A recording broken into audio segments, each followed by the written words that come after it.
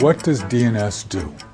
We get thousands of messages out to members within minutes.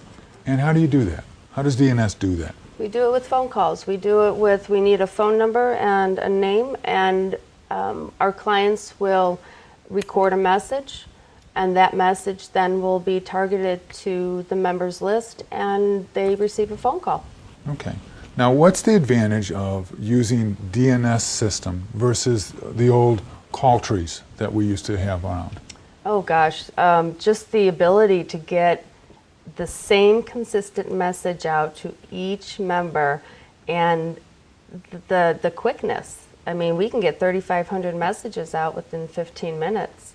That versus having your staff sit down and make these phone calls, just incredibly amount of time that Those two things sound like a big advantage. Now, how reliable is DNS? How resilient is it? If I need it for an emergency, I need to be able to count on it. You have the ability to access your account 24/7. All of our facilities have redundant backups, and we have facilities in 4 different parts of the United States in different regions. And then all of our network is redundantly backed up and secure. Okay. How does DNS get your client members' contact information, and how do you keep it up to date? Their contact information is uploaded onto our database. And the nice thing about it, though, is that all we're taking is a name and a phone number. We're not taking any other personal information. You can have a list of 5,000 uploaded in 5 minutes. So we don't have any concerns at all about something like identity theft then, No, do we? no. Okay. We purposely chose to do it this way because we didn't want that to, we didn't want to infringe on the client's database and start having to get secure access. We thought that this was much more safe and beneficial for the client. Okay. Does DNS have multiple channels of communication? We do. We have the ability to send out voice messages to telephones, to landline phones, cell phones, emails, text messages. Does DNS have the ability to tier its response? By tiering, what I think you mean is, do we call, if we can't get a hold of somebody on phone number 1, will we call phone number 2 and phone number 3 and so on until they're contacted? Is that what you mean? Yes, that's exactly what I'm talking about. Yes, we do. That's good. We have the capability to do that, and again, that can be all customizable. Now, do you have the ability to verify that the client member has been contacted and has received the message? So the call goes out. How do I know that it's not the voicemail that answered it versus the individual receiving the message? Well, we have 2 different ways of verifying that a message has been received. You have the online, if you're on your account online, you can watch a campaign, what we call as a campaign, when let's say a message goes out to 500 people. That's one campaign. You can watch it live just by refreshing your screen, and you can see who's receiving it. Johnny received his, it was a live answer at 6:05. The phone call lasted 1 minute. All of that information is handled, and then we do produce reports for those. The other way is the ability for somebody to, while they're listening to the message, press 1 if yes, you'll be at the meeting, press 2 if no, you won't be able to make the meeting.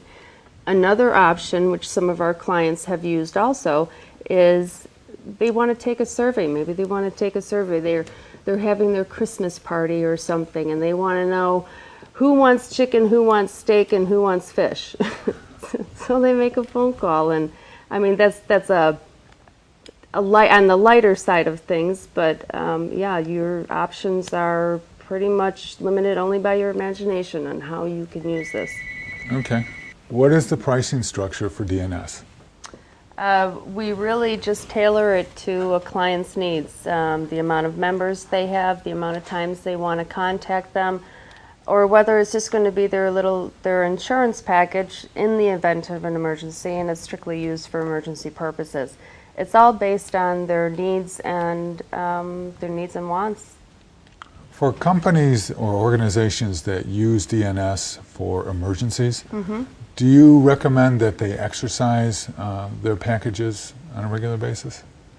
As far as testing them, absolutely. You should always, in any emergency preparedness plan, there are many levels of that plan that should be tested. The communication portion, absolutely should be tested.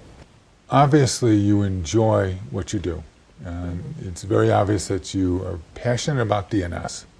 How'd you get involved with it? The junior high in our area, where there was a hostage situation in one of the houses right behind the school.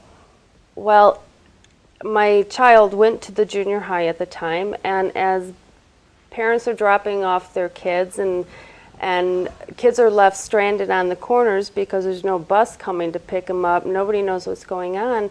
But the scary part was the fact that parents were delivering their kids there, and police were having to turn them away. So my whole vision was, if they had a notification system in place, they would have been able to get a message out to all of those parents within 5 minutes, letting them know, don't bring your kids into this dangerous environment.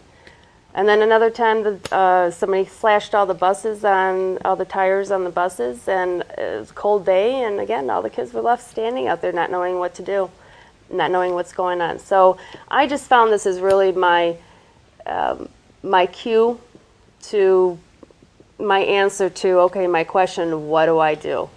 It was kind of my answer. Okay. So you're a crusader. Crisis communication is extremely important. I certainly appreciate that from a business continuity management point of view. But what are some of the other uses that DNS has for an organization or a company or a school district or whatever? Any of those solutions. Again, it's only limited by your imagination. If you want to get marketing messages out, it has to be member-based. You know, these are not non-solicited messages. These are member-based messages, so we need to make that clear. But you can use it for marketing, you can use it for informational, you can use it for emergency contacts, you can use it for, sometimes we have banks who use it to get financial information out to whoever their members are that, have to keep up on those rates, have to know them as they change. We've had churches use them for prayers. They'll send out a prayer, and they'll just send it to all their members, and it's the pastor's voice. Is this a tool that's a good way to just keep in touch with current customers or current clients, kind of a retention? It is. It's a great way to retain your customers because you can keep it fun.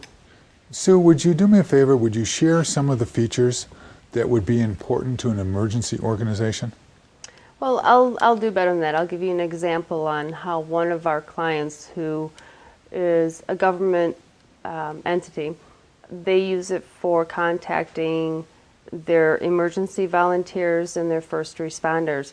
They have a pre-recorded emergency message targeted with a specific call list on their account online, ready to go with a touch of a finger. It's just simply a touch of a phone. Whether you're in front of your computer or you're driving in your car, you will be able to have access to trigger that message within minutes, and that message will start getting delivered within seconds. This is ideal. I mean, emergencies, we all know, they're not planned. We never know when they're going to happen. And to have access to trigger that message so quickly, it's a big deal. Sue, I want to thank you very much. I learned a lot today. I know a lot more about Direct Notification Systems, Inc. than I did before we started to talk. This is very good information, and this is a very useful tool. Thank you very much. You're very welcome, and thank you so much for taking the time to talk to me. I really appreciate it. You're welcome.